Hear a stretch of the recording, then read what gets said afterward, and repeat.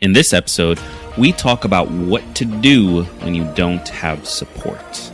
Get pumped, because this is Tiny Leaps. Big changes, big changes, big changes.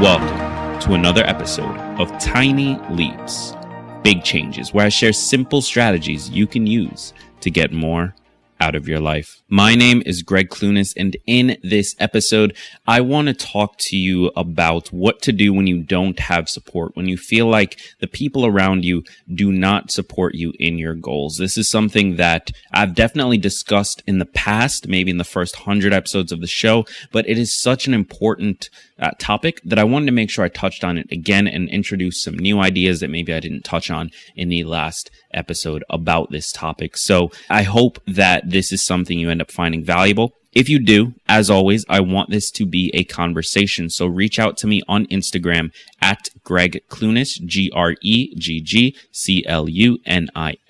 Reach out to me on Instagram, send me a DM, and just let me know your thoughts on this episode, on the topic, on the tips I'm about to give you, and on how you personally approach it when you feel like the people around you do not support you. Would love to have that chat. So what do you do? What do you do when you're trying to do something interesting or unique or scary or even just out of the norm or out of your norm, let's say? What do you do when you're trying to do that and the people around you either don't support you or they're speaking to you negatively about it, or they're just sort of pulling you down and holding you back? What do you do, especially when that group of people is your family? Obviously, if it's your family, like, you can't get rid of them. So what do you do?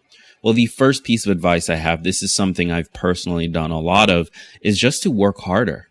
And I know that sounds counterintuitive, because when the people around you don't support you, it's hard to get yourself to feel like working hard.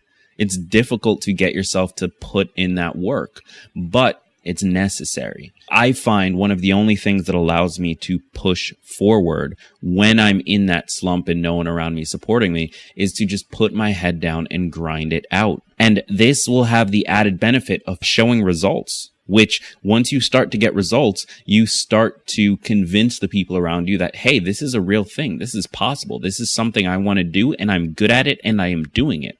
And results largely is the only thing that changes someone's mind. If they feel like, hey, this is a stupid thing you're pursuing, or you're not good enough, or why would you bother trying that, or why would you abandon this thing for this other thing? If they have that point of view, the only thing that's going to convince them otherwise is for you to show them what you can do. And so if you can get yourself to sit down and work harder and push through, you're going to put yourself in a really good position to not only make progress and feel proud of yourself and get to a place where you feel good, regardless of them, because you're seeing your results, you're seeing how hard you're working and the results that you're gaining from that and the effort you're putting in, but you're also potentially going to start to bring them over to your side and gain that support that you so desperately want. And you'll feel even better for it because you'll have earned it. And that support will be there the next time and for the next thing, because they've already gone through that journey of not believing the first time. So now they know you're a hustler, you're a grinder, you're going to make it happen. And so they're going to be on your side from the start. So that's my first piece of advice. Work harder. The second thing is you've got to improve your inner voice. And here's what I mean by that. If everyone else around you is holding you back, is making you feel like you can't do it, is not on your side, is not supporting you, is not pushing you to do this thing you so desperately want, if everyone else is being negative, you've got to be the one positive voice.